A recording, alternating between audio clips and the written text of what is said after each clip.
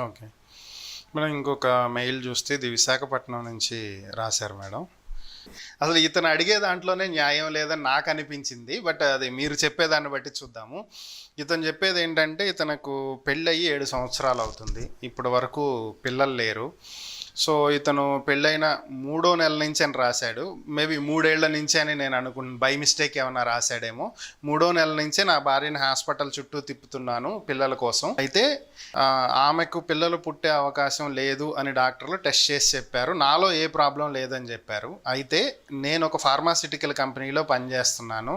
ఆ medicines chemicals effect వల్ల ongoing ఇంకా నా ఏజ్ పెరిగే కుందికి ఫెర్టిలిటీ ప్రాబ్లం నాకు వచ్చే అవకాశం ఎక్కువగా ఉంది. సో ఇంకొన్నాళ్ళు పోతే నాకు పిల్లలు పుట్టే అవకాశం ఉండదు. కాబట్టి నా వంశాన్ని వృద్ధి చేసుకోవటం కోసం నేను ఇంకో పెళ్లి చేసుకోవాలనుకుంటున్నాను. దీనికి నా భార్య ఒప్పుకోవట్లేదు. నా భార్యకి డైవర్స్ ఇద్దాము అంటే మా రిలేటివ్స్ అందరూ తిడుతున్నారు. సో నా భార్యను దగ్గరే పెట్టుకుని ప్రేమగా చూసుకుంటాను, ఇంకో పెళ్లి చేసుకుంటా అంటే నా భార్య ఒప్పుకోవట్లేదు. నన్ను ఏం చేయమంటారు? నా వంశం నిలబడాలి. బాగా ఉందా అండి? అది ఏమన్నా రాశాడా? అది రాయలేదు మేడం. అది రాస్తే కనుక్కోండి, ఎందుకంటే సరగసి విధానం అనేది ఒకటి ఉంది కదా. IVF సక్సెస్ కాదు అని ఆయన సర్టిఫై చేసి మరీ రాశాడు. ఇది ఆయనకి సర్టిఫై అంటే ఆయనకి సక్సెస్ అవ్వదన్నమాట. ఏమో IVF 15% ఛాన్స్ ఉంటుంది. సో నాకు దాని మీద నమ్మకం లేదు. మరి ఓకే, ఇంకో పెళ్లి చేసుకుంటే ఆవకన్నా కడుపు చేయగలుగుతాడా లేదా? కెపాసిటీని బట్టి ఉంటుంది కదా. లైక్ అంటే అక్కడన్నా బిడ్డల్ని పుట్టించగలుగుతాడా లేదా అనేది ఉండాలి కదా. అంటే నా ఉద్దేశం ఏంటంటే ఈవిడికి న్యాయం చేయలేదు, IVF సక్సెస్ అవ్వలేదు అంటాడు, మళ్ళీ ఇంకో పెళ్లి చేసుకుంటాను అంటాడు. అంటే దాని ఉద్దేశం ఏంటంటే అతనికైతే చేసుకోవాలనే ఇంటెన్షనే కనిపిస్తుంది కానీ మేడం ఇక్కడ ఇప్పుడు నిజంగా పిల్లలే కావాలంటే అడాప్ట్ చేసుకోండి, తప్పేముంది మేడం? లేదు, అడాప్టేషన్ అండి. అడాప్ట్ అంటే అది వేరే విషయం. తన నుంచి వచ్చిన బిడ్డని అనేది చూసుకోవాలని తండ్రికి ఉంటుంది, తన పోలికలు చూసుకోవాలని ఉంటుంది. దానికి హైకోర్టు, మహారాష్ట్ర కోర్టు జడ్జిమెంట్స్ చాలా ఉన్నాయి. సో అప్పుడు అలా అనుకున్నప్పుడు మీరు అన్నట్టు సర్వగసీనో IVF ఇంకోటి ఏదో తిప్పలు పడవచ్చు, దానికి ఏమి ఇబ్బంది లేదు. కానీ ఇక్కడ ఇంకో పెళ్ళే ఇంటెన్షన్ కనిపిస్తుంది. అది ఏమంటే ఆయన బాధ ఏంటంటే ఇంకొక ఆమెను చేసుకోవడమే కనబడుతుంది కానీ బిడ్డల్ని కానీ ఆత్రం అయితే తెలియటం లేదు. అంటే సరగసి విధానానికి పెట్టే డబ్బు ఖర్చు అనుకుంటున్నాడేమో. ఇప్పుడు ఇంకొక ఆమెను చేసుకుని ఆవిడకి అంతకు మించిన ఖర్చు పెట్టాల్సి వచ్చింది. అది విషయం తెలియట్లా. అందరూ వాళ్ళ భార్య ఒప్పుకోలేదు అంటున్నాడు సార్. ఏ భార్య ఒప్పుకోదు? ఇంకా ఇటువంటి క్వశ్చన్స్ మాకు లా పాయింట్కి పంపించారని తెలిస్తే మీ పీక బిసికేస్తుంది. ఈ వీడియోస్ మీరు ఎలా చూస్తున్నారో ఆవిడ అలాగే చూడొచ్చు కదా. సో అట్లాంటి పనులు చేయకండి. ఇక్కడ ఏమవుతుందంటే సరగసి విధానం ఒకటి ఉంటుంది, లేకపోతే ఆ సార్ చెప్పినట్టుగా దత్తతగా తీసుకోవచ్చు. ఇంకొక పెళ్ళి అనే కాన్సెప్ట్ ఏ భార్య ఒప్పుకోదండి. ఒకవేళ అలా ఒప్పుకొని కనొచ్చు అంటే ఇప్పుడు రీసెంట్గా మనం వివేకానంద రెడ్డి గారి కేసు చూస్తే ఆయన ఒక ముస్లిం మహిళని పెళ్లి చేసుకుని ఒక బిడ్డను కూడా కన్నాడు. ఇప్పుడు ఆ బిడ్డ వయసు ఎంతో చూసి ఆయన ఏ వయసులో ఆ అమ్మాయికి ప్రెగ్నెన్సీ చేయగలిగాడు అనేది ఆయన కెపాసిటీ. మరి భార్య ఉంది, విడాకులు తీసుకోలే, మరి ఇంకొక పెళ్ళి ఎలా చేసుకున్నాడు? ఆ పెళ్ళి లీగల్ ఎట్లా అవుతుంది? అది లివింగ్ రిలేషనా? పోనీ అది లీగల్ అయితే ఇతను లైబుల్ టు పనిష్ కదా. తాళి కట్టిన ఫోటోలు ఏం లేవు కదా. సో ఇవంతా పెద్ద పెద్ద వాళ్ళ కుటుంబాల్లో జరుగుతాయి. కానీ అండి మీరు అంత అత్యాస పెట్టుకోకండి. రాజుకి 4 రాణులు ఉంటారు, కానీ ఊర్లో మాత్రం ప్రతి ఒక్కడు ఒక భార్యతోనే ఉండాలి, అది సిద్ధాంతం. మరేమి రాజు కుదిరిందంటే వాళ్ళు గొప్ప రాజశేఖర్ రెడ్డి గారి కుటుంబాలు. మీకెందుకు? మీకు అవసరమా? తాతకు మించిన కోరిక కొనండి. అబ్దుల్ కలాం గొప్ప కళలు కనండి అంటే కనేయడమే. కళలు కనడం తేలిక సార్, బిడ్డల్ని కనడం చాలా కష్టం. ఇది మీకు బాగా తెలుసు. సో మీరు దయచేసి నా తరపు అభ్యర్థన అనుకోండి, ఇంకొక పెళ్ళి మాత్రం చేసుకోకండి సార్. ఈ ముందు పెళ్ళాం వెనక పెళ్ళాం కొట్టుకు చస్తారు. వీళ్ళ మధ్యలో మీరు నలిగిపోతారు. తీసుకున్న నిర్ణయం తప్పు నిర్ణయం అని ఎప్పుడుకో తెలిసిద్ది. అప్పటికి ఆ నెత్తి మీద ఉన్న 4 వెంట్రుకలు రాలిపోతాయి. బిడ్డలు పుట్టరు, ఈవిడికి పుట్టరు, వాడికి పుట్టరు. అప్పుడు ఈవిడేమంటది? చేత కానప్పుడు ఎందుకు నన్ను చేసుకున్నావు అంటది. ఇదేమన్నా టెస్ట్ చేసుకొని ప్రూవ్ అయ్యాక పెళ్లి చేసుకోవడమా? కాదు కదా. ఇప్పుడు మీ వయసు ఎంతో దాంట్లో రాశారండి? రాయలేదు మేడం. వయసు ఎంతైనా చేసుకోవచ్చులేండి. ఏంటి ఒక 25 yearsకి మ్యారేజ్ అయ్యింది అనుకున్నా, 7 ఏళ్ళు మ్యారేజ్ అయ్యింది అంటున్నారు. అంటే దాదాపుగా ఇప్పుడు ఆయనకి 32. ఆయన సబ్జెక్ట్ ఉంది, 35 మధ్యలో అనుకుందాం. సబ్జెక్ట్ అయితే ఉంది సార్ పాపం. కానీ దాన్ని ఎగ్జామ్ రాసి పాస్ అవ్వాలని ప్రయత్నిస్తున్నారు. ఇప్పుడు ఇంకొక పెళ్లి చేసుకోవడానికి మనం ఏం చేయాలి? పెళ్ళి అంటే చేస్తాను సార్, బిడ్డలు ఎవడేమని చేయలేము. మీ కష్టం మీరే పడాలి. మొదటి వైఫ్ ఎన్ఓసి ఇస్తే చేసుకునే ఛాన్సెస్ ఏమన్నా ఉంటాయేమోగా మేడం? కానీ వైఫ్ ఇవ్వాలి కదా. క్యాస్ట్ ఏంటో దాన్ని బట్టి కూడా ఉంటుంది సార్. ట్రైబల్లో ఈ మధ్యకాలంలో మన దగ్గరికి వచ్చిన కేసులో ఆర్టీసీ ఎంప్లాయీ ట్రైబల్లో వాళ్ళ భార్యకి 2 బిడ్డలు పుట్టాక అతను ఇంకొక అమ్మాయిని ఇష్టపడి పెళ్లి చేసుకుంటున్నప్పుడు ఆ భార్య ఒక సంతకం పెట్టి ఒక కాగితం రాసిస్తే అతను ఇంకొక పెళ్ళి ఆ అమ్మాయి ఇంకొక అమ్మాయిని చేసేసుకున్నాడు. ఇతను ఆర్టీసీ కండక్టరు, ఇతను ఆర్టీసీ డ్రైవరు. ఆ చేసుకున్న అమ్మాయికి ఉద్యోగం లేదు పెళ్లి ముందు, పెళ్లి తర్వాత కండక్టర్ ఉద్యోగం వచ్చింది. ఇప్పుడు కన్సర్న్ అధికారులు ఇతను ఉద్యోగం తీసేశారు. ఎందుకని? భార్య ఉండగా ఇంకొక పెళ్ళి ఎలా చేసుకుంటావు, అది తప్పు, 494 బిగమీ కింద వర్తిస్తుంది. తర్వాత ఇంకొకటి ఏమవుతుందంటే నామినీకి నీ ముందు భార్య పేరు పెట్టావో వెనక భార్య పేరు పెట్టావో ఒక ఇష్యూ ఏదో నడిచింది. ఈ అమ్మాయిని నువ్వెలా పెళ్లి చేసుకుంటావు ఒకడికి భర్తనైన వ్యక్తిని అని ఈ అమ్మాయి ఉద్యోగం తీసేశారు. 2 ఉద్యోగాలు పోయినాయి. మంచి ఆర్టీసీ ఎంప్లాయీస్. మీరు నమ్మండి సార్, మన లా పాయింట్ వాళ్ళు రెగ్యులర్గా వాచ్ చేస్తారు. వాళ్ళకి నిజంగా ఈ మీడియా ముఖంగా థ్యాంక్స్ చెప్పుకోవాలి. వాళ్ళు తెల్లవారుజామున 4 లంబసింగ్ వైజాగ్ దగ్గర ఒక ఏరియా అండి, టూరిస్ట్ ప్లేస్. అక్కడి నుంచి బైక్ వేసుకొని గుంటూరు వచ్చారు సార్ నన్ను కలవడానికి. బైక్ మీద భార్య భర్త. మార్నింగ్ 5కి బయలుదేరారేమో, ఈవినింగ్ నైట్ 8కి వచ్చారు నా దగ్గరికి. ఆగి జర్నీ చేసి బైక్ మీద అంత దూరం నుంచి.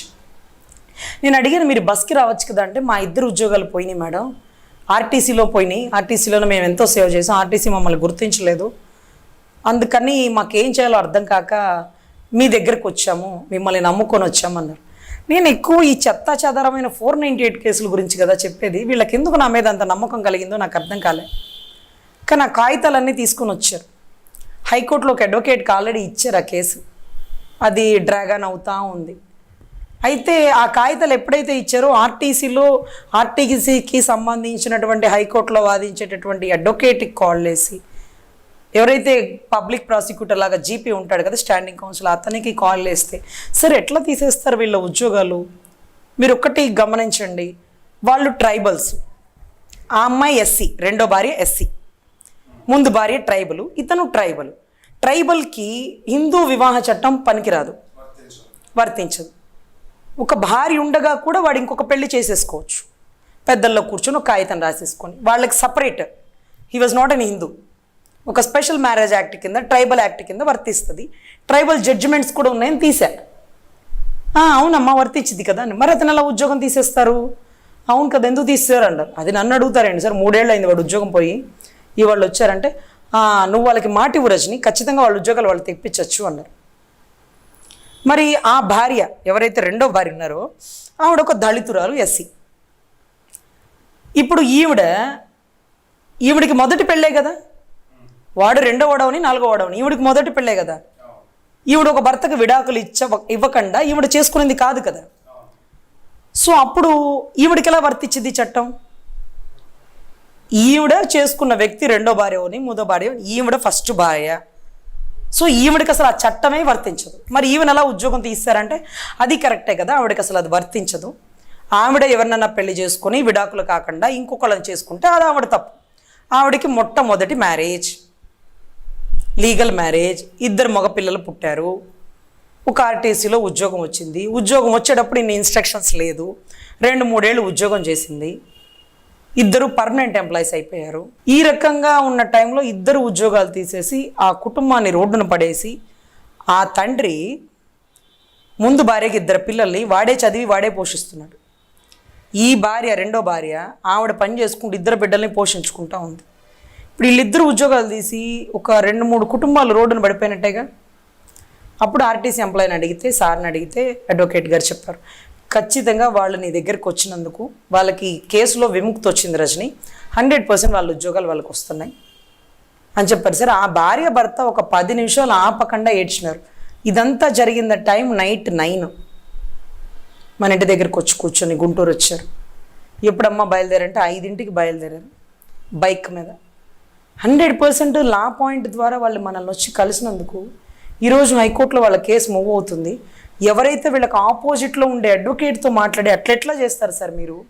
చట్టం ఉంది, జడ్జ్మెంట్స్ ఉన్నాయని చూపిస్తే అవునమ్మా కరెక్టే కదా, ఈసారి వేయమని పిటిషన్ కౌంటర్ వేయమని వాళ్ళ ఉద్యోగాలు వాళ్ళకి వచ్చేస్తేలే, ప్రాబ్లం ఏం లేదులే, ఏదైనా సస్పెన్షన్ అనేది ఉంటుంది సహజంగా, కాదు అన్న నిరూపించుకొని ఉద్యోగాలు వెనక్కి తెచ్చుకోవచ్చు. ఆ అమ్మాయికి అయితే నష్టపరిహారం కూడా వస్తుందమ్మా, వేసుకోమనండి. నేనే తప్పు చేశానని 3 ఏళ్ళు నాకు ఉద్యోగం తీస్తారు, నా బిడ్డలు ఇప్పుడు తినడానికి తినలేక ఏదో పని చేసుకుని బతుకుతున్నాం, స్కూల్లో టీచర్ లాగానో ఇంకోటి లాగానో ఆయమ్మలాగానో. సో అట్లా మన లా పాయింట్ ద్వారా అంత దూరం నుంచి వచ్చారు సార్, లంబసింగి నుంచి. మంచిగా కొన్ని కుటుంబాలకు మనం న్యాయం చేయగలిగినాము.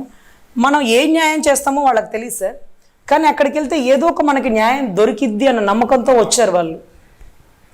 సో ఈ రకంగా ఇప్పుడు ఇతను అడుగుతున్నది ఏంటంటే, ఇంకొక పెళ్లి చేసుకొని బిడ్డని కనొచ్చా, నా వయసు అయిపోతుంది, నాకు ఓపిక అయిపోతుంది, తర్వాత నేను పనిచేసే కెమికల్ ఫ్యాక్టరీ ద్వారా నాకు ఇలాగా నరాలు కూడా ఇబ్బంది అయిపోయే పరిస్థితి ఉంటుంటుంది, నా బిడ్డని నేను చూసుకోవాలి అన్నాడు.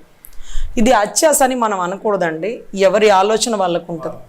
ఇది మనకి చెప్పాడు కాబట్టి మనం తప్పు అంటున్నాం. మనం చెప్పకుండా చేస్తే ఎంతమంది పోలీస్ ఆఫీసర్లు భార్యలకు తెలియకుండా బిడ్డల్ని కానీ వాళ్ళే తండ్రి పేరు పెట్టుకొని చదివించుకుంటున్నారో మీకు తెలియదు, నాకు తెలుసు. ఎంతమంది అడ్వకేట్లు కేసులు అని చెప్పి వచ్చే క్లయింట్లతో తప్పుడు పనులు చేస్తే బిడ్డల్ని కన్నారో మాకు తెలుసు. ఆఫీసుల్లో ఎన్ని తప్పుడు వ్యవహారాలు నడుస్తున్నాయో మాకు తెలుసు. గుళ్ళలో వ్యభిచారాలు నడుస్తున్నాయి, అవి మాకు తెలుసు. ఇతను ఓపెన్గా అడిగాడు కాబట్టి మనకి తప్పు అనిపించింది, పక్క కాసేపు నవ్వుకున్నాం.